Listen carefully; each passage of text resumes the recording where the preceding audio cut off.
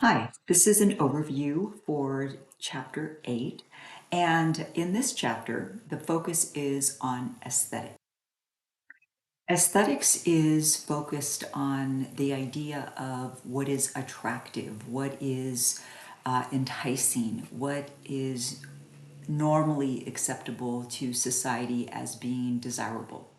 That's aesthetics. And so in this chapter, there is a focus on the whiteness within aesthetics. Historically, that has been true, and it continues to be true for the most part. Yes, things have changed, but we still see the overwhelming projection of whiteness as the standard for beauty, the standard in art, etc.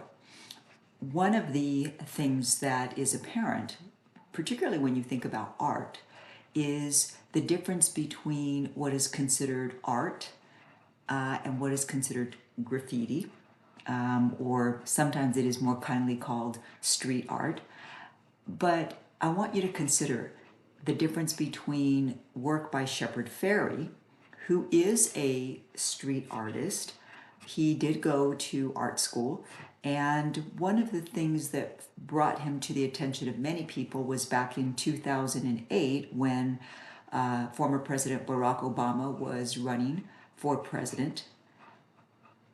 Shepard Fairey painted a piece of street art that was a profile of Obama, and it became very popular. It was put onto t-shirts, etc.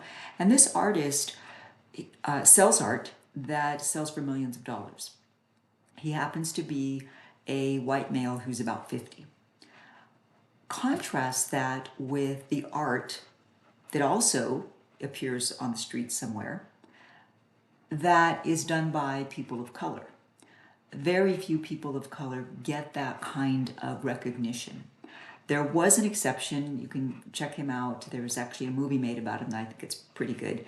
His name was Jean-Michel Basquiat, French.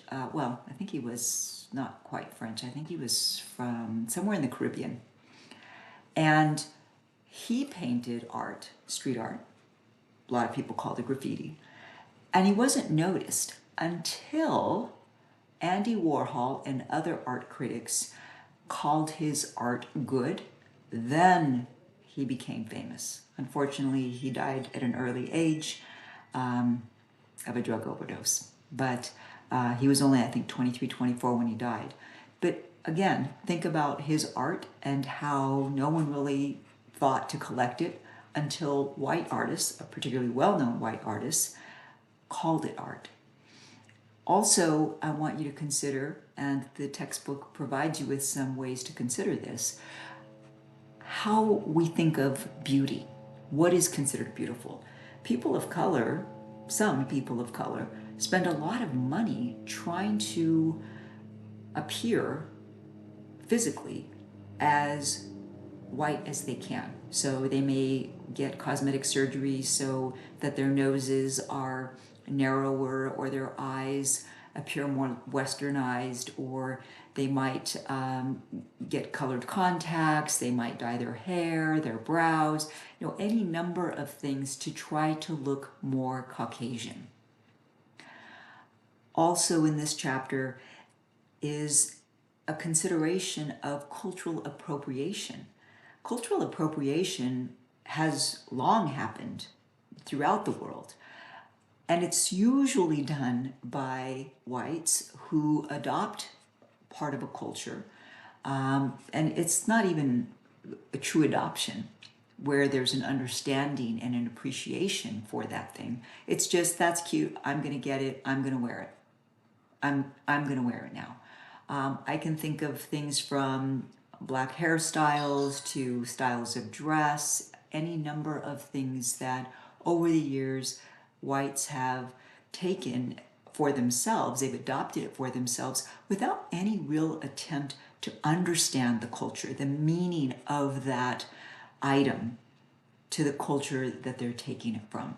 The difference is when you actually try to understand what that thing that you're using from that culture means to those people. and why it's important to them. That's different from just, I'm going to wear that because I think it's cool, and everyone else will think I'm cool.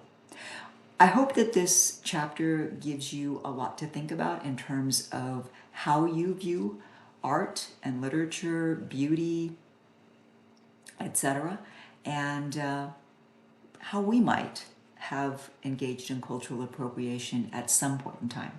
My thinking is we probably all have done that at some time without being aware. I will make a separate video for midterm 2 study guide that will also be in the module.